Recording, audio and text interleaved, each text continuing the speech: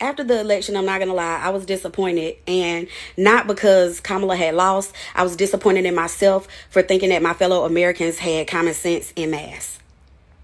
Yeah, I was disappointed in giving myself hope that people could read between the lines. I know when that teacher was teaching allegory, everybody was scared. That was senior skip day. That was senior skip day because reading between the lines is not a strong suit in this country. What I did know is that I would be okay because my DNA literally has surviving and thriving encoded in it. Yeah, it's encoded. And so I knew that I would be okay and I knew there would be entertainment. I didn't know it would be that fast. Vivek Ramaswamy got on to Twitter and told people went back because, you know, it was all anti-immigrant.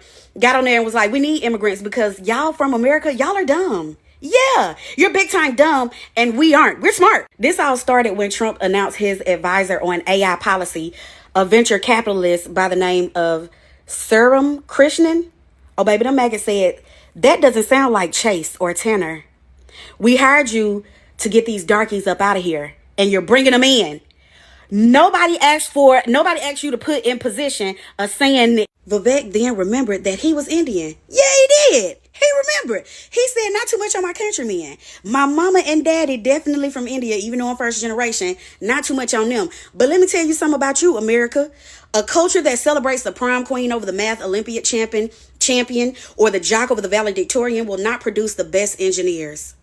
There's those lines you got to read between. You're dumb.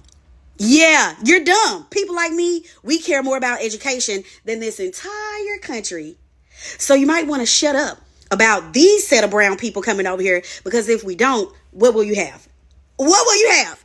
Then you got Elon Musk, apple head ass popping in, you know, immigrant solidarity, talking about he's right, but wait. He's right, but wait. Don't, and said in the most condescending way, because he thinks that he thinks that he is talking over our heads, but he says, don't look at it as we're replacing Americans. We're not replacing Americans. We're supplementing.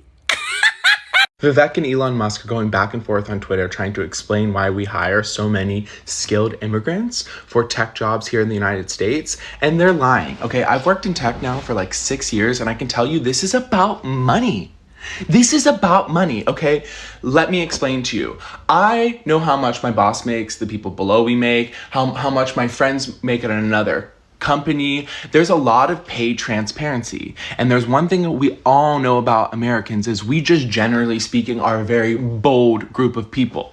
So when we ask for a raise, we fucking ask for a raise. And when we get hired, we try to push for the most money we can get, okay? That's how we operate. Now, when you're hiring someone from another country, their main objective is to come to the US. Totally fine.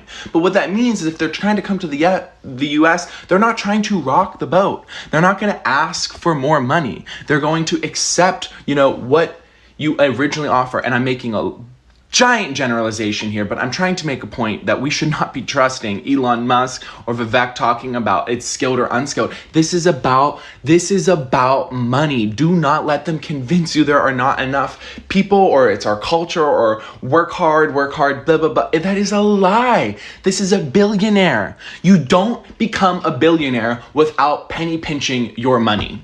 Stop letting them gaslight you to thinking that this is anything else. This is about money. This is about greed.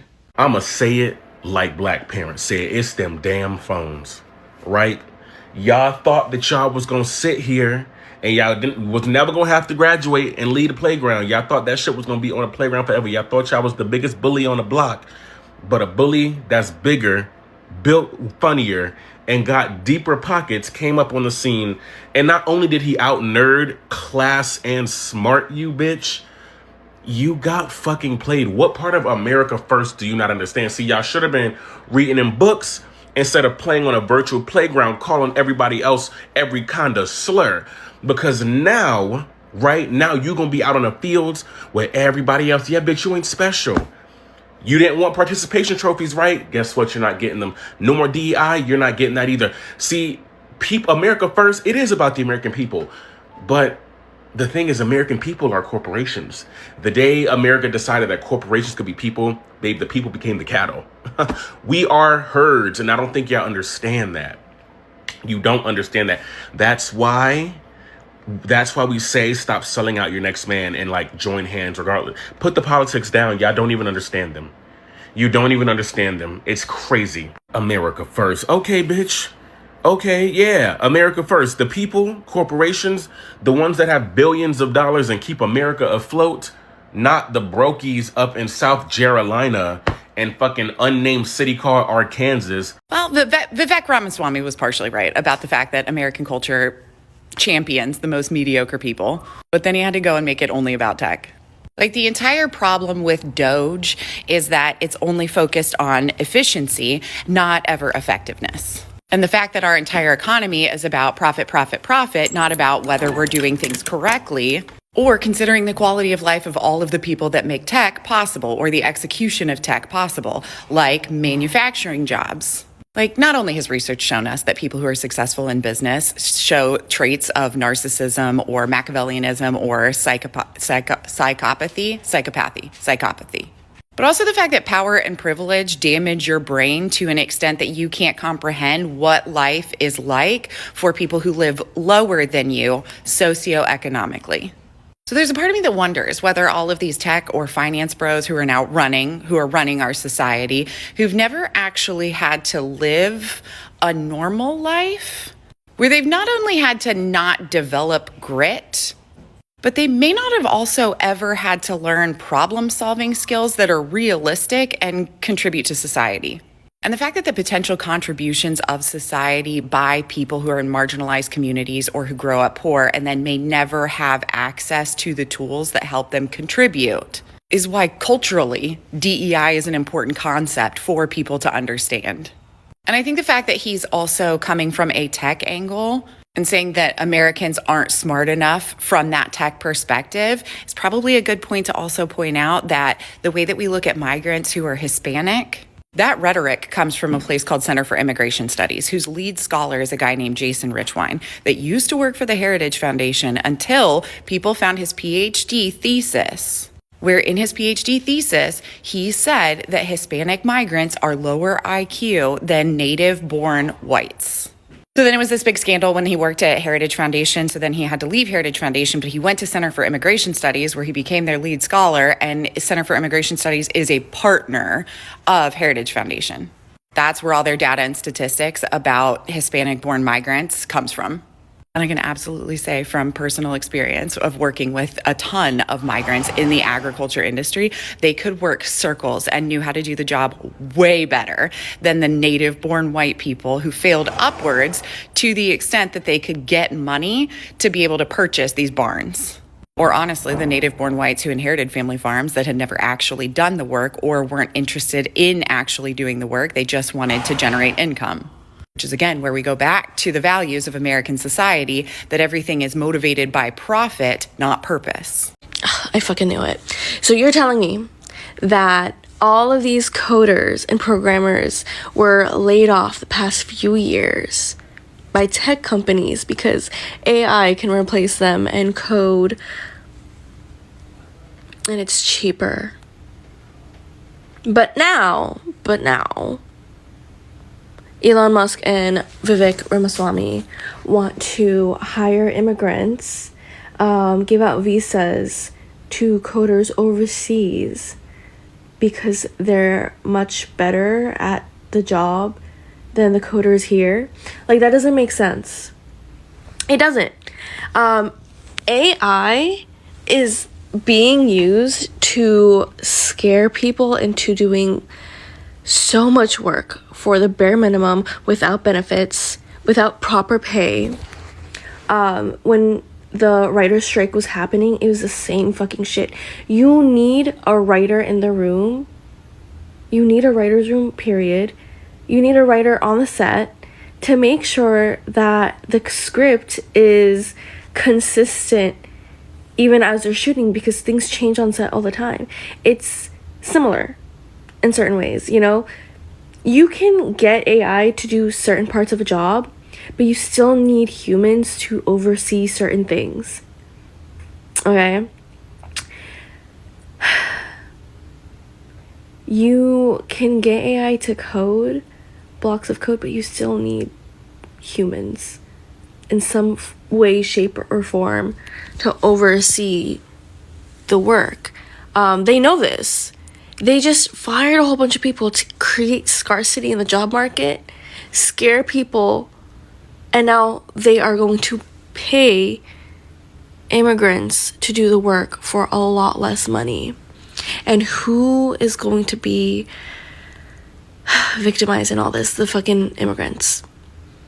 They just want money and jobs and to put food on the table just like everyone else. Y'all are mad at the wrong people. You need to be mad at the people who hire folks for like ridiculously low payment. The billionaires, my guy. Like, y'all are shouting at the wrong people, and I'm glad that they're being exposed now. But yeah, I hope you guys see through the AI bullshit. We need humans. Don't let AI replace your job, make you complacent about the money that you are owed for your labor. I am loving the MAGA infighting over the H-1B visa, but I agree with Vivek Ramaswamy and Elon. Shocking, I know, I'll get back to that. But this all started when Vivek Ramaswamy tweeted this in support of the H-1B visa and calling out American culture as the reason why we need this. And of course, you know, the MAGA hardcore base like Laura Loomer lost their ever-loving minds because the last thing they want is more immigrants that do not look like me, okay? Fill in the blank as to why.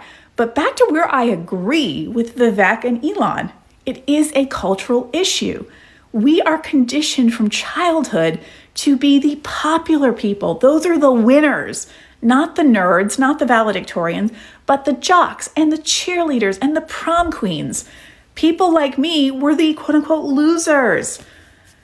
And honestly, they still kind of view us as that. We are conditioned to win in our society is to peak in high school. And that is what Vivek Ramaswamy is kind of getting at in this tweet. And he has not missed the mark here.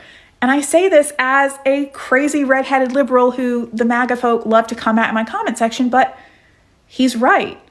I get that. And until we fix our education system and what we put our values on as a society, we're going to continue to need these highly trained, highly skilled workers to fill the gaps in our workforce if we want a strong economy. That's just the way it works.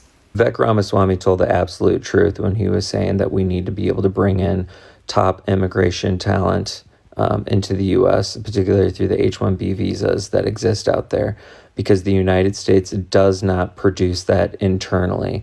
We need top talent coming into this country. And if we start playing a really restrictive game with visas, we run the risk of having those very talented people choose other countries to go and live in and produce in. And a lot of the innovation that has occurred within the United States is because of immigrants. They're doing a lot for this country. I still think Vivek Ramaswamy is an absolute tool, but he's not wrong. You can prove this. Go check out all the PhD candidates that are in STEM programs throughout the U.S. A lot of them are going to be immigrants, and we need to be honest about that.